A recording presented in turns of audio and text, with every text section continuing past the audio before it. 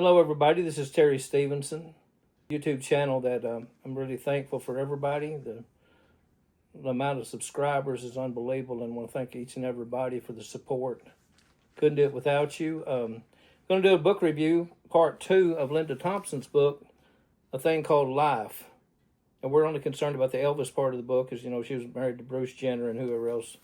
But this is what our concern is now. We've got part 1 already done, and there'll be a link below that you can click on once this review is done, so you can watch that also. A reminder, Linda Thompson will be in Memphis this year for the Elvis Week, Elvis Time up there in August. So see about that if you're going to be in the area. Here's the book review. Jean LeMay was Linda's best friend, and they went to Graceland together after meeting Elvis, of course, and Uncle Vester met him at the gate. And Linda gave him a calendar to have it signed by Elvis, but anyway, they were allowed to drive on in. And they met Elvis in the TV room, and he was there with his legs shaking, and he gave Linda a big hug, and he wanted to drive around the golf cart across the plowed fields, and so they loaded up, Elvis and Linda in the front, and Red West and Jean, best friend, in the back, and Jean made a comment about it, but you get Elvis, and I get that blanking Red West, as he wasn't a really good-looking man, as everybody knows. Well, anyway, Elvis drove across there pretty wild and fast, trying to throw her out of the golf cart. And on returning, he took her upstairs to the bedroom. And she first noticed a bunch of guns lying around, which kind of freaked her out and scared her, I guess, in a way. But anyway, they kissed a lot and also noticed all those books, as Elvis was a bookworm, as everybody knows, and talked about spirituality, and they really got into it. He wanted her to stay, but she let him know that she couldn't, as her family was having a vacation or taking a vacation to Alabama for 2 weeks, and he didn't force himself on her. He was a pure gentleman. Upon leaving, Jean insisted also that she get a kiss from Elvis, and she did. Elvis agreed as long as it didn't bother Linda, so he gave her a little marshmallow kiss on the lips. Well, going on the trip, Linda just dwelled on Elvis for all the 2 weeks when her family was gone, and they returned 2 weeks later, and the phone rang late at 10 p.m., and it was Phil Esposito calling for Elvis, letting her know that he had called and tried to reach her all the time she was gone. And she reminded him of the trip that was already spoken of. Elvis took the phone and let her know just how much he had missed her and really needed her. He wanted her to fly to Los Angeles tomorrow, as there was a rehearsal for the Las Vegas show, and then they would fly to Las Vegas together. She flew first class, and a limo had picked her up to Elvis's house in Los Angeles. She flew. Once there, he showed her around and let her know he was moving and had sold the house. Also, that Priscilla had left him for Mike Stone. That was already personal stuff she was telling Linda at the time. So he showed his attention, or gave Linda all the love and all that for missing her for all that time, the 2 weeks that she had been away. Linda had never been to Las Vegas, but they flew in a Learjet with 3 others. And once in Vegas, they were met by 13 members of the Memphis Mafia. And Linda had never been to Las Vegas, like I said. But once there, it's like everybody went into Elvis's room, like very little privacy. She let Elvis know that she wasn't ready for anything and was somewhat uncomfortable there. But he reassured her not to worry about anything, knowing that she was still a virgin. Now, this is her writing. Got this from the book. He wasn't going to rush anything. In the room, there's lots of guns lying around, like I said, and she was kind of freaking out about it. And also, a lot of prescription pill bottles.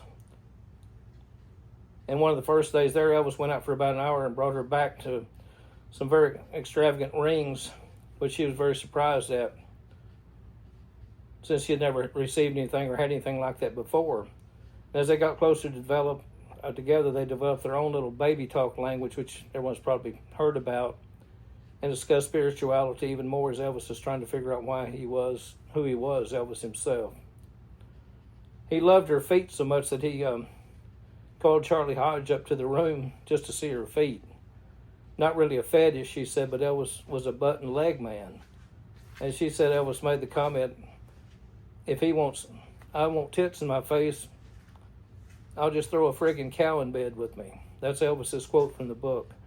Elvis also brought her a wardrobe, and they confessed their love for each other, and they were showing their true love in every way.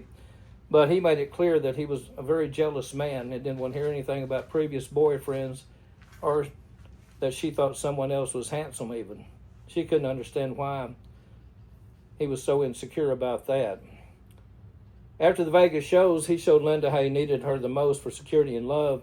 The relationship was everything, including mommy, daddy, with her even playing his mom and he watching over her like her dad, brother and sister, best friends. They were just close in every way, just like a relationship's supposed to be. She grew to love the little boy Elvis also as a child. And he shared information like why he wore his shirt collar up. It was like when he was a child, he was trying to hide his scrawny little skinny chicken neck, as he called it.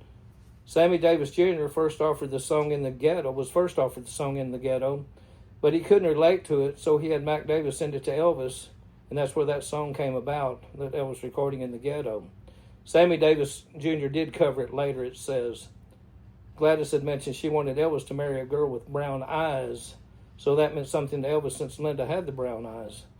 And it says that Gladys also did. They finally made love in Vegas in the presidential suite, 13th floor of the Vegas Hilton. Linda describes it as perfect in every way, including the timing, although she did get very emotional about it. After the Vegas gig, they went back to Los Angeles, in the new home, and there she soon met Lisa Marie, who was 4.5 years old. They connected immediately. Elvis's first temper tantrum was when he mentioned Sonny West, or when she mentioned Sonny West being good looking. And then she agreed it was a big mistake because Elvis just went off because she had mentioned another man, especially one who worked with Elvis and was close to him. So she made it a point to never do that again. She said it even sounded like a setup to test her, and she messed up by agreeing. And like, in other words, you think Sonny West is good looking? Oh, sure. Yeah, I think, well, that's kind of the setup, what she's talking about. She'd gotten out of the shower once, and there was a sound of shattered glass in another room, and Elvis had shot a gun, and it went through a door and went through a wall into the glass on the closet door. The bullets also hit the metal toilet tissue roller where she had just been. It's sitting on the toilet, she said the bullet would have hit her legs, so she really questioned him hard about the incident. Elvis had an employee who didn't fit in real well, a gopher they called Fetch It. He was blowing his position up by trying to look like a gangster, and Elvis was missing a ring and some provocative Polaroid pictures of a couple of showgirls in sexual pose together. And Elvis and the Mafia went after him. So Elvis used his badge that he got from President Nixon to get on a plane and walk up and down looking for Fetch It. And the passengers freaked out that it was actually Elvis on the plane. Well, anyway, the Memphis Mafia found him, brought him to Elvis. He got the ring and pictures back, and then Elvis cut him down in every way, just belittled him in every way, and then beat the hell out of him in front of Linda, it says. She begged him to stop, and he did, and later apologized to Fetch It for what he did. And I don't know who that is. He'd have to be more close and personal with Elvis and Linda to know who Fetch It actually was. Once she and Elvis and Charlie Hodge went to a dentist, and they were all in the exam room for a quick filling. When the dentist left the room for a minute, Elvis opened up a cabinet and started loading up on the pills that he found, like maybe he knew they were there. She's also seen the cover-ups of the relationships of the married men in the group.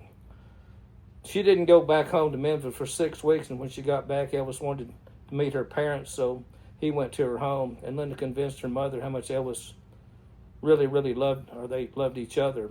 Linda also wanted to see her friend Jean LeMay also right away. Back at Graceland, she was staying with Elvis, and she sang some songs, harmonized with him, and he played a lot of records and emphasized the song lyrics. And this was the beginning of her interest in writing song lyrics, too, for future songs. But she was really, really concerned about his pill usage, probably even before the dentist visit, and started watching him close for any health issues that might occur from it. They watched a lot of TV, including news and films. Martin Luther King, her favorite comedy was Monty Python, or his favorite comedy was Monty Python. He loved Hee Haw, which Linda would star in later, of course. He always got her to change the channel or volume as she felt fine about waiting on him. She loved Dodger and Aunt Della also. Christmas was his favorite time of the year, and he practiced the religious aspect of it, and of course gave his family, friends, and housekeepers, cooks, cars, lavish gifts, even a new home to a housekeeper. And he gave Linda a floor-length mink or muskrat coat. Her first fur, small gifts, a diamond, a platinum ring, and $2,500 for her to buy him a present. And he was actually still married to Priscilla at the time, according to Linda. In preparation for the Aloha from Hawaii concert, he and Linda flew to Hawaii to do that. He was self-disciplined and looked his best. He put himself on a 500-calorie-a-day diet, which is really nothing. And when he got hungry for a snack, he would actually eat an apple or drink something like buttermilk instead of just junk food. This concert was shown in 40 different countries to 1.1 or 1 to 1.5 billion fans, which everybody knows how great that concert is. Then came Lisa Marie's 5th birthday and the second time that Linda had met Priscilla. The first meeting had been the previous fall when a conference at school for Lisa Marie. Priscilla went and Elvis asked Linda to go with him in a limo, but Linda waited in the car. But after the meeting in the school, Priscilla came with Elvis to the car, and Elvis had asked Linda not to wear expensive jewelry since he hadn't actually bought Priscilla anything like that before. So she complied. The first meeting was okay since she thought Linda would be good for Lisa Marie. Lisa Marie's 5th birthday was co-hosted by Linda and Priscilla. It was held at the Hilton in Elvis and Linda's suite. I'll say the worst part about the book, or what I didn't like about it, and it's hard to review in ways, is because it jumps from one place to another. The stories come here at different times. It's not necessarily chronologically, and sometimes I get mixed up with this and that because it goes back and forth. But that's my only criticism of the book, the main thing. But so we'll continue. But there were things said, or Lisa Marie said things about Linda to Priscilla. In other words, she spilled the beans, making comments to Linda like, "Mommy doesn't like you very much," or things like that, that Linda found out that way, what Priscilla had said. She figured it was due to the fact that she took Linda everywhere and Priscilla not so much. She even mentioned that Elvis wasn't feeling as much animosity toward Priscilla due to the relationship with Linda. That's the relationship with Mike Stone, that is. Elvis wasn't really torn up that bad over it since he was with Linda. As you know, he supposedly put a hit out on him at the time. Elvis got real personal with Linda and dictated a lot of thoughts, and she wrote them down on TCB stationery. He even dictated that he wished happiness to Priscilla and Mike Stone. Elvis wanted to write a story, a karate story, for a movie, but it never happened. He just never got around to it. Elvis had given Linda a pre-engagement ring, and she thought marriage and even a child would be in the future with Elvis. For whatever reason, Elvis lost interest in making love after the woman gave birth to a child, which that's another personal Elvis story that we've probably heard before.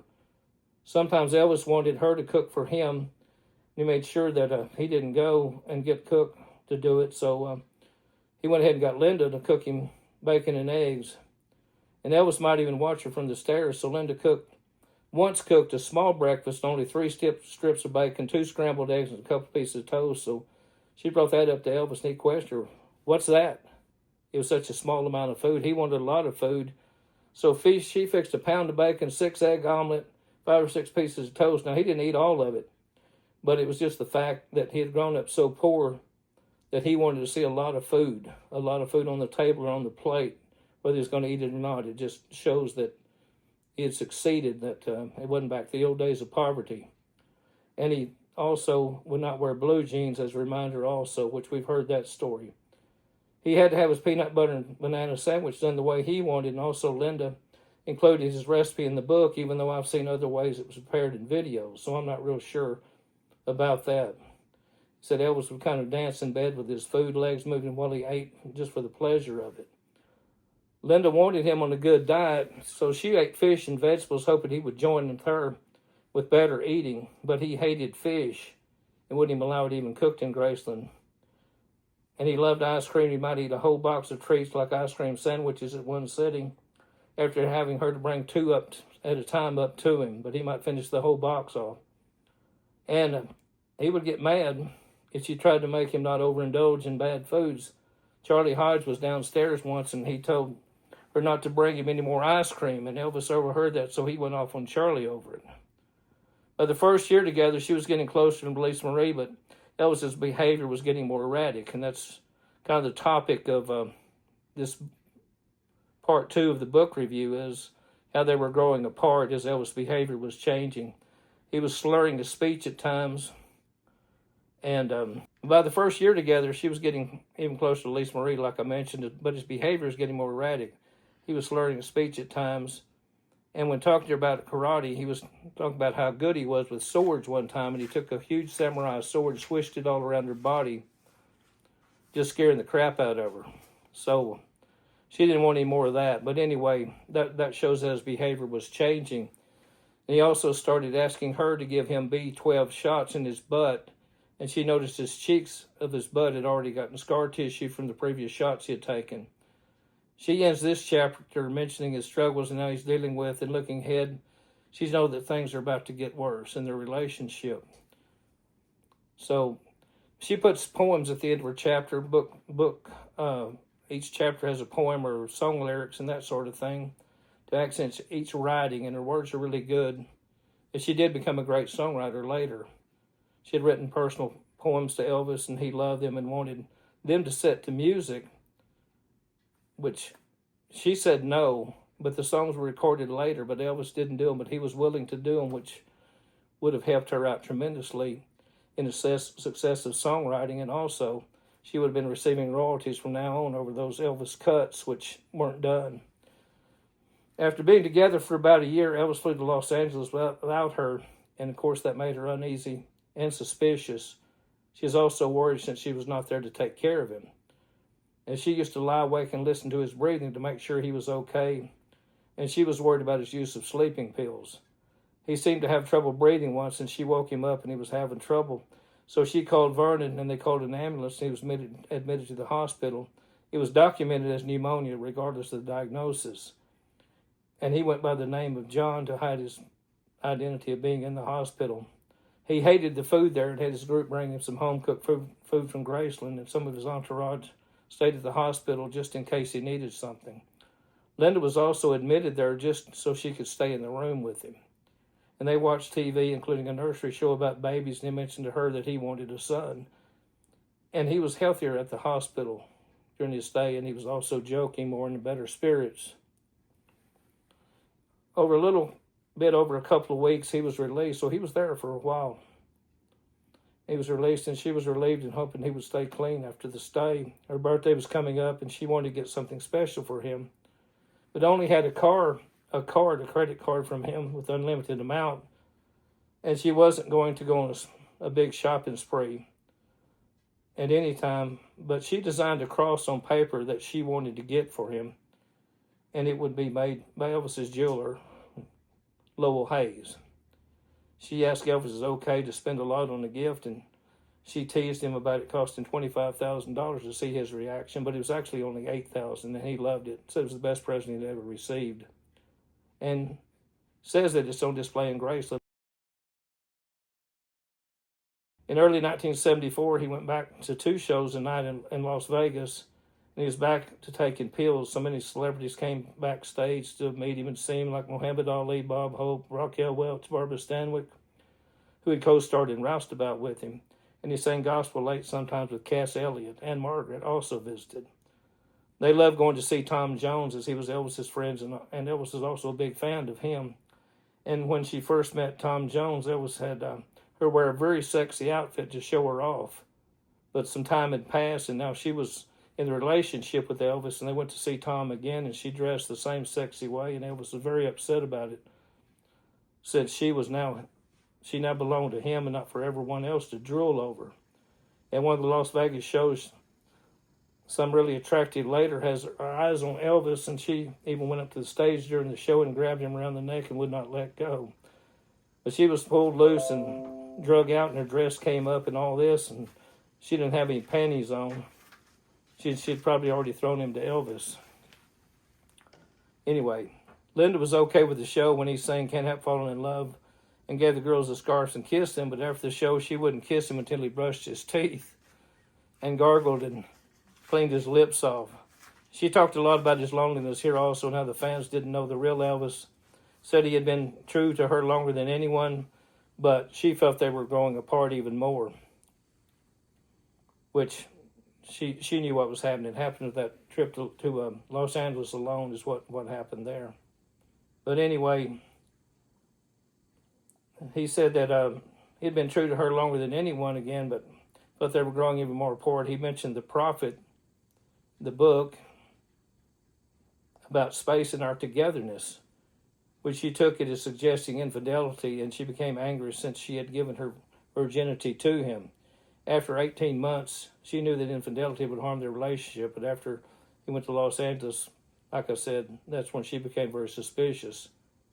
But they still did things together, like redesigning some of the rooms in Graceland, but some of these rooms were changed back to the original later. The jungle room stayed the same. Spring and summer of 74, he did a 6-month tour and got away from Vegas. And she was around Tom Parker some during this time. But they were very distant. He claimed Elvis couldn't play in Europe like he wanted to due to the security clearance, which was a lie, of course. And Barbara Streisand and her husband approached Elvis about co-starring in the movie A Star Is Born, which Elvis got excited about because it was a dramatic role that he had been wishing for to show off his acting skills. But of course, Tom Parker wouldn't allow it. Elvis got upset and started talking trash about the movies, and he didn't like the poor song choices in him one of the times that he was upset and told Tom Parker, in other words. But he did like his performance in King Creole. And then, of course, he wanted to get rid of Tom Parker at that time, but they worked things out. Linda finally confronted Elvis about infidelity and her staying alone at Graceland, and he more or less just made excuses. Because I'm with a woman doesn't mean we're messing around, maybe just talking about things, in other words. She was even told about another woman that he secretly bought a car for during their relationship also. Once they were in bed eating spaghetti, and Elvis just went off, threw the plate of spaghetti against the wall, and he took some pills and went to sleep. And after going off on her verbally, she called Joe Esposito to get her a flight to Los Angeles as they were in Palm Springs. She was ready to leave. She just decided she wasn't going to take any more of that. But he soon called her back afterwards and apologized for his behavior. She came back but felt uncertain about their future, knowing that if they were married, it wouldn't be a true relationship. But she convinced herself that all men were like that, just as an excuse for men in general.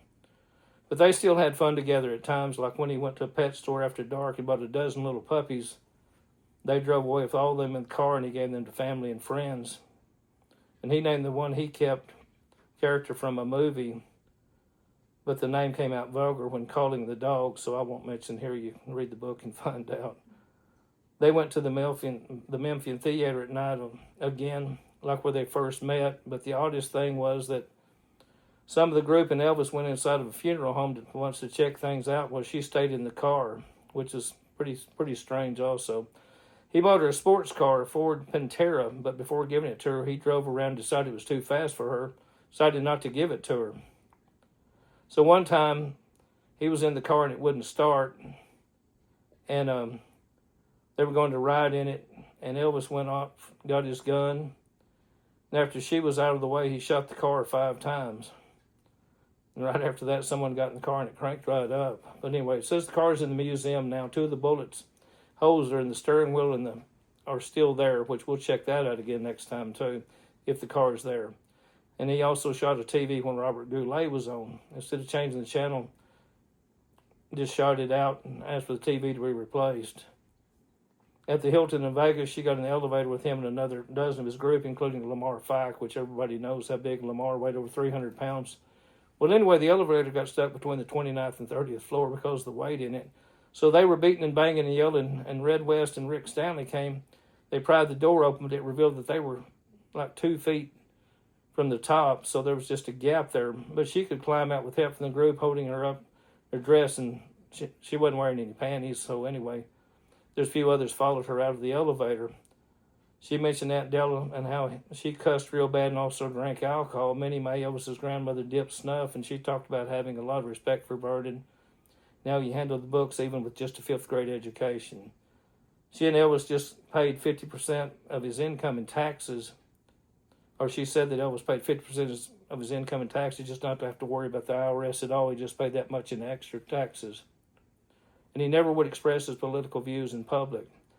She said he had glaucoma in his eyes already, and the doctor suggested marijuana, so she tried it for about 3 months, or he did, and even though it was illegal at the time, but she wouldn't touch it, and he just kept bugging her to smoke some with him, which she finally gave in or whatever. But they giggled a lot when they were doing it, and she got really super paranoid about it. He kept bugging her, and when she gave in, she finally found out later, that she had actually smoked hash, which is a whole lot stronger than just marijuana, and she had anxiety and panic attacks for about a year after that. But anyway, we're going to stop it right here at the end of this chapter. And the last big thought here was that she felt like she was losing her own identity as she knew herself and being with Elvis, and they were growing more and more apart. So the third part will be the final part of the Elvis story in the book, which you already know what's going to happen, I'm sure, but maybe I can make it a little more dramatic, and you can watch the video next time when we get to part 3. Again, the link to part 1 will be at the bottom of this video in the comments. And thanks everyone for watching, and I hope you enjoy the book review. Sorry about the little flubs there of me making, but I hope you understand clearly what I was saying. Again, thank you very much. See you next time.